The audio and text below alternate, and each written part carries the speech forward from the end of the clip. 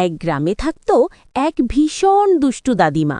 দুষ্টুমি করাই ছিল তার নেশা। একদিন হঠাৎ তার মাথায় এলো এক আজব বুদ্ধি। তিনি সুন্দর কাগজে মোড়া একটা গিফট বক্স বানালেন, কিন্তু ভেতরে রাখলেন এক ঝাঁক ব্যাঙ।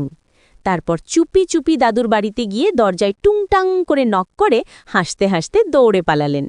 দাদু ভাবলেন, নিশ্চয়ই কেউ ভালোবাসা থেকে উপহার পাঠিয়েছে। আনন্দ নিয়ে বক্সটা ঘরে এনে খুলতেই আরে বাবা, ব্যাঙেরা যেন ঝাঁপিয়ে পড়ার প্রতিযোগিতা শুরু করল। দাদু ভয়ে চেঁচাতে চেঁচাতে কোনো মতে বাড়ি থেকে পালিয়ে নদীর ধারে গিয়ে প্রাণ বাঁচালেন। রাগে আর অপমানে দাদুর মাথায় তখন প্রতিশোধের আগুন। নদীর পাড়ে বসে জাল ফেলে তিনি একে একে ধরলেন অনেকগুলো কাঁকড়া।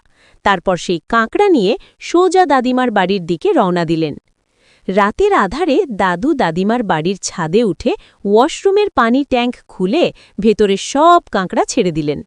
কাজ শেষ করে নিঃশব্দে চলে গেলেন।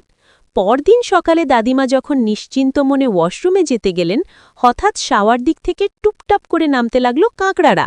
লালচে চোখ আর কটকট আওয়াজে তারা দাদিমাকে তাড়া করতেই দাদিমা চিৎকার করতে করতে দৌড় দিলেন।